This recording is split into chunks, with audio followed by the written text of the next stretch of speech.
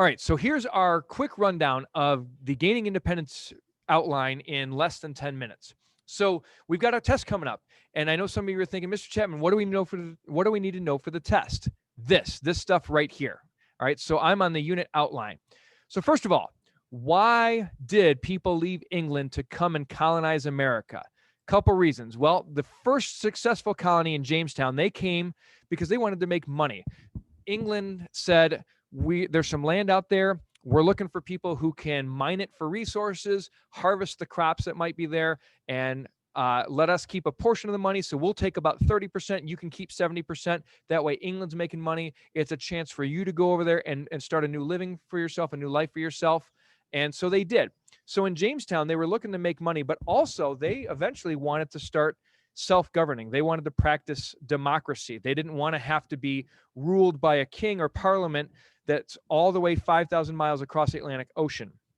In Plymouth, the Pilgrims came over for religious and personal freedoms. So in England, they were told, you have to practice our religion. You have to do it exactly as we want it to. And if you don't like that, you can go somewhere else. So the Pilgrims said, really? All right.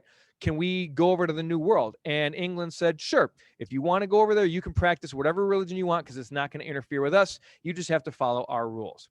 Well, as time went by, these colonists eventually wanted to kind of write and enact their own rules. And like I said, self-govern. So they wanted to set up democracy. They wanted to set up representative government to where they could govern themselves and they didn't have to wait for direction from a group of people that lived all the way across the ocean. So what did early government look like? Well, their philosophies. They wanted limited government. People like John Locke and Rousseau and Voltaire and Montesquieu, they had this idea that people can govern themselves and that the power of government should come from the consent of the governed. That's really word for word what popular sovereignty is, one of our principles of democracy. And so they also said, and John Locke was key in this, he said, people are born with natural rights. And some of these rights include the right to life, the right to liberty, and the right to property.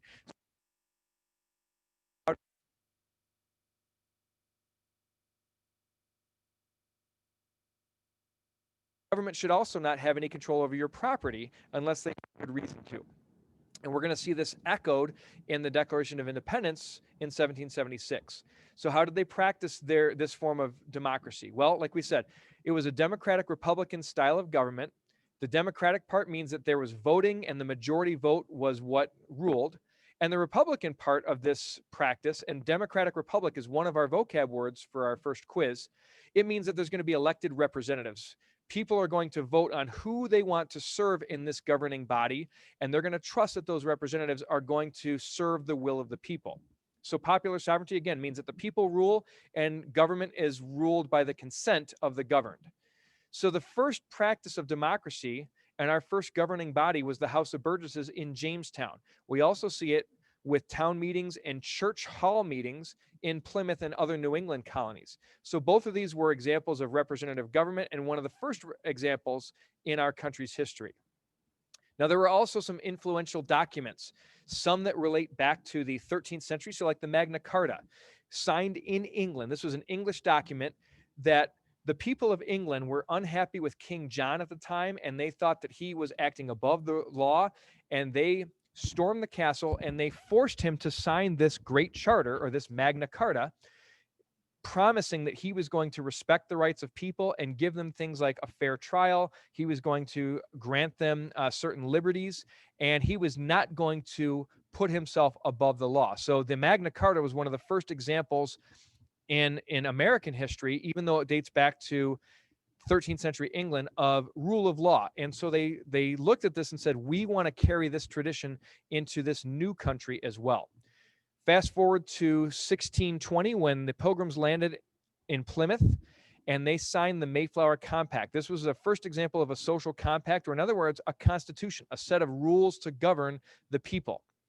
There was also the English Bill of Rights, which was signed in 1689 during the Glorious Revolution when William and Mary took the throne after the king at the time was basically booted out of there because he was going against the Magna Carta and was not observing people's natural rights to life, liberty, and property in pursuit of happiness.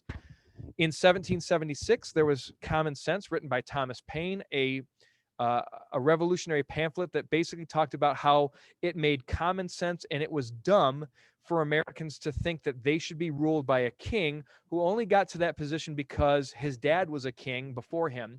And he made the argument that just because your parent did something does not automatically guarantee that you are going to be just as skilled as that person. Think about Michael Jordan, okay? He had, I think, 4 sons. None of them played in the NBA. And in fact, only one of them played college basketball. And he was a walk-on, didn't really play at all for his college team. So just because he was one of the best basketball players in history does not guarantee that his children were going to do that. So kings, much the same way. In 1776, there was also the Declaration of Independence. So Thomas Jefferson was inspired by Thomas Paine, who talked about breaking free from England and starting our own government. So Jefferson put this into words and declared that to England, and other founders of the Declaration and other founding fathers echoed this sentiment and said, we don't need to be governed by a king 5,000 miles away. We can do it ourselves. And he also argued that people are born with natural rights to life, liberty, and pursuit of happiness, and that it was wrong for the king to take away these rights, and that the people had a right to self-govern, and that the role of government is to serve the people and take care of the people, as opposed to controlling the people and telling them how they should live their lives. Think about it when somebody tells you what decisions you need to make, and you get offended thinking, I'm 12, 13, 14 years old. I should be able to make this decision on my own. I don't need to be babysat. I don't need somebody telling me everything that I need to do. Stepping out of government, we get into the realm of slavery. So slavery was started in America in the 17th century. So 1620 was the first slave ship that arrived. And why was slavery started? Well, economically, it was started because there was a lot of farm work to be done in the South and not enough workers to do it. So much like you might buy a computer to help you do a lot of things, you pay for your computer all up front. You don't pay for your computer every single time you log on, and you expect it to help you get work done. And in some cases, people make money off of machines helping them do their work. Well, that's how these white Europeans viewed slaves. The problem was they were actual human beings, and the slave owners didn't treat them like human beings. They treated them like machines. So the inhumanity and the grotesque treatment of these slaves came from this idea that whites were human beings and African slaves were not. So some of the consequences this led to were split families. Many of these Africans lost their identity, their heritage, their culture. It created racial tension between whites and blacks, and extends even till today, where racism still is an ugly feature in our society that stems back from the 17th century. It limited opportunities. So in other words, it was illegal for African Americans to be paid in some cases. It was illegal for them to work and make money at certain jobs. It was also illegal for them at the time to be educated. Think about getting in trouble and getting arrested for reading a book or for doing something educational. That led to slave codes, which were laws that limited what slaves could do. And as slaves resisted and either stopped doing their work or slowed down doing their work or pretended like they didn't know what to do or they didn't know how to do it, and also running away or attacking their slave owners, that caused these slave codes to become stricter and more tightly enforced to try and send a message to slaves that you can't rebel. You can't slow down your work. You have to do it the way that you're expected to do it. And if you don't, you're going to be punished for it. And there's going to be consequences. One of the first major slave rebellions that resonated throughout the community and got people the idea that maybe this is wrong and maybe we should start to loosen up on slavery is the Stono Rebellion that took place in the 18th century in South Carolina. Now, getting to the time of revolution. So revolution is when a group of people or a mass of people want to change something. Typically, they want to change what their government is doing. And Thomas Jefferson was famous for saying, when your government is doing wrong and hurting you, it's your responsibility as a common community to change that and to overthrow government. So what was the government doing? Well, first of all, they were not allowing people to govern themselves. Secondly, they were taxing them unfairly without giving them representation in government, without having a voice.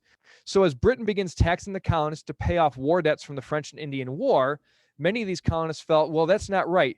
you're making us pay money for goods and services, but you're denying us some of these goods and services. We want the right to be able to self-govern. We want the right to be able to trade freely, and we're being restricted on that. We're being told what we can do and how to do it. We don't have a lot of limited mobility, or we don't have a lot of mobility like we had originally when we first came to this country. And that's one of the reasons why we came over here. We wanted to be able to self-govern. We didn't move all the way across the ocean just to have babysitters in England watch over us and tell us our every move. So they started to boycott, and boycotting is basically refusing to buy certain goods. So they were refusing to buy British goods, which hurt the British economy. King George was upset by this, and so he started passing acts and laws. Some of them, a set of laws called the Intolerable Acts, which when something's intolerable, it means that it's so bad that you just can't stand it. And so many of these colonists ignored the laws, ignored the rules, and started fighting back. And King George took great offense to that. So King George took away their right to self-govern, and also started to impose higher taxes and started to arrest people. And this is where it got to the point where colonists said, we're fed up, we can't do this anymore. And they said, we're going to declare independence. We're not going to follow your rules and your laws anymore. And if you don't like that, oh well. And if you want to do something about it, come over here, but we're going to be ready for a fight. So it's kind of like when somebody says, do something, and somebody else says, I don't want to, come and make me. And then a fight ensues. Well, a fight ensued. And so the Declaration of Independence was kind of like America's breakup letter to England saying, sorry, you're not treating us right. It's not working out anymore. We're going to split and go our separate ways. Leave us alone. We don't mean you any harm, but we also don't want to be bothered by you anymore. And so England was kind of like that spurned boyfriend or girlfriend that says, oh, no, I'm not ready to break up with you yet. You belong to me and I'm going to keep you. And America said, yeah, we'll see about that. And so they fought back. And so that's where the Revolutionary War came into play. So the entire war, all 7.5 years, were fought on American soil. So the British had to come over here, and they were expecting to fight us and beat us and put us into submission, but it didn't work out that way. Colonists were encouraged to unite and fight together against the British, and they ended up winning. And the war ended in 1783 with the signing of the Treaty of Paris to award all this land here in what is now America to the American colonists, and England had to leave and leave us alone. Now, think about the hypocrisy that was going on here. And hypocrisy means when you say one thing, but then you do what you tell other people not to do. So colonists were saying it's wrong to control us. It's wrong to tell us what to do. It's wrong to squash our liberties. But at the same time, remember, they were squashing the rights and liberties of slaves. They were telling slaves what to do. They were treating them with no dignity. They were misrepresenting them. They were not giving them any sorts of liberties or freedoms. They were treating them like animals or objects or tools as opposed to human beings. But then they turned right back around to the English and said, hey, doing that is wrong, right? So that's one of the big hypocrisies in American history. So the big government ideas to take away from this unit are popular sovereignty. Remember, people wanted to make decisions for the common good. They didn't want to be told what to do. They wanted to be able to at least vote on it and have a say, have an opinion.